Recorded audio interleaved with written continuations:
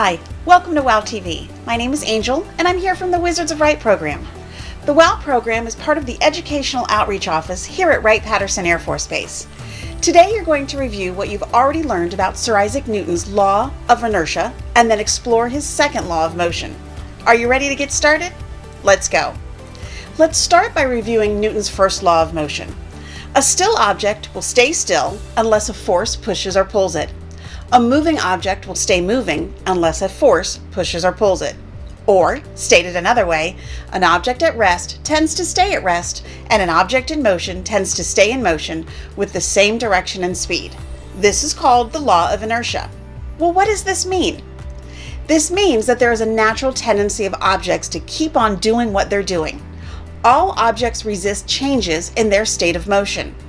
In the absence of a force, an object in motion will maintain this state of motion. Let's take this a step further. According to Newton's first law, when an object is in motion, it will move in the same direction with the same speed unless a force acts on it. That means if you kick a ball, it will fly forever unless some sort of force acts on it. Once kicked, forces like resistance or friction start to act on the ball immediately. Gravity pulls the ball down to the ground, and the air resistance slows it down. Now, let's talk about Newton's second law. The second law teaches us that when an object has a greater mass, it will take more force to accelerate it.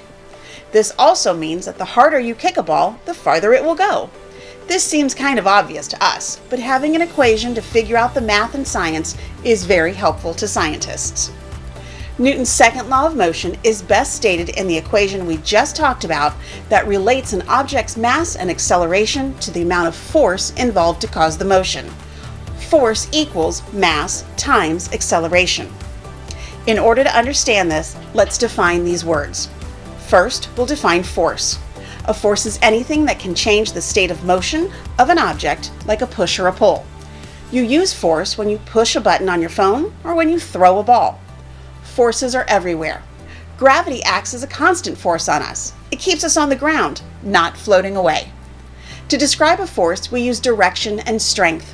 For example, when you kick a ball, you're exerting force in a specific direction. That is the direction the ball will travel. Also, the harder you kick the ball, the stronger the force you place on it and the farther it will go. The second word we need to understand is mass. Mass is a measurement of how much matter, electrons, protons, and neutrons, an object contains. We can place a scale on the moon and weigh an object there. The weight will be different because the strength of gravity is different, but the mass will be the same. Let's think about different amounts of clay.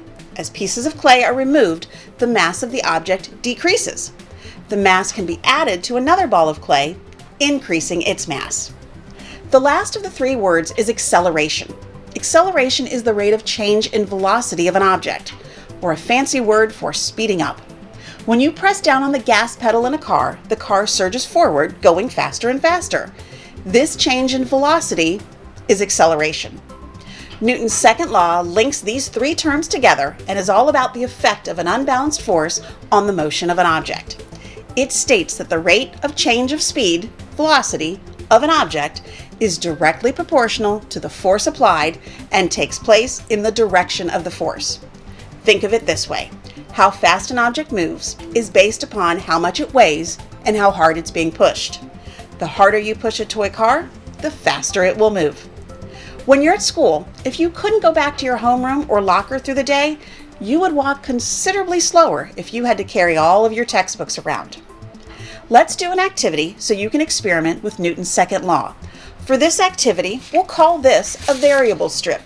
It will allow you to manipulate the three variables contained within Newton's second law. You'll need to cut 3 holes into the strip, evenly spaced out across the strip, and then label each hole as mass, force, and acceleration in that order. Work with a partner as you do this so you can discuss what is happening. After completing your variable strip, insert your finger into the hole representing the variable you want to remain constant. By placing your finger in another variable hole, you can raise or lower that value, and the third variable reacts accordingly. One goes higher or lower.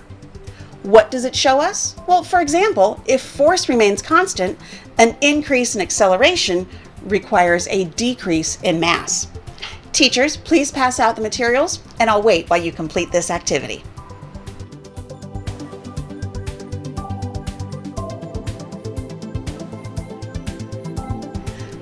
Good job. Let's talk about what happened. Newton's second law states that acceleration is based upon force applied to the object and the mass of the object. A change in force or mass will change the object's acceleration. Let's do another activity. Teachers, please have one student sit on the dolly or scooter at the front of the class and hold one end of a spring scale. Have another student pull the first student at a constant force of 10 newtons. Everyone should observe the speed of the student as they keep the force constant. This shows us the relationship between force and acceleration. If you'd like, you can have different volunteers try this and try different values on the spring scale. I'll wait while you take turns completing this.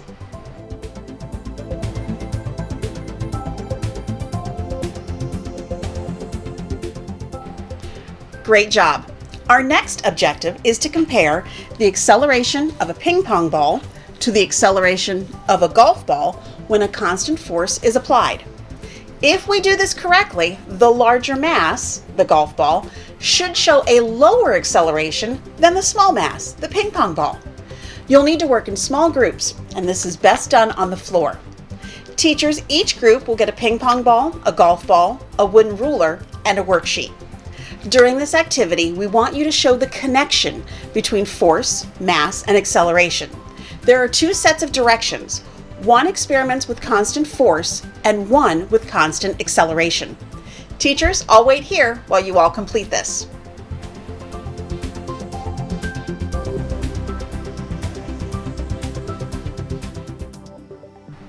How did that go? When you had a constant force, did the ping pong ball move faster?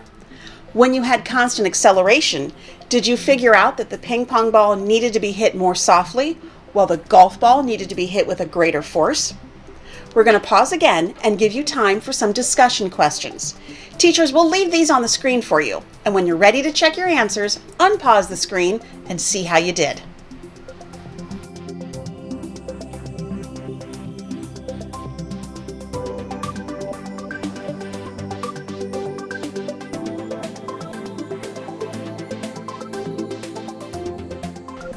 Are you ready for one last activity? This time you will race balloons across a suspended string and prove that the balloon with the lower mass will travel faster than a weighted balloon. Please be careful not to pop the balloons as you inflate them. We want to make sure you have enough for the whole experiment. You'll be using a balloon pump to inflate the balloons to the proper and consistent size. Teachers, you might want to discuss consistency of pumps. Okay, teachers, I'm turning this last activity over to you. All of the directions are in the lesson binder. You all did a great job today, and I hope you enjoy this last activity. Thanks for joining me.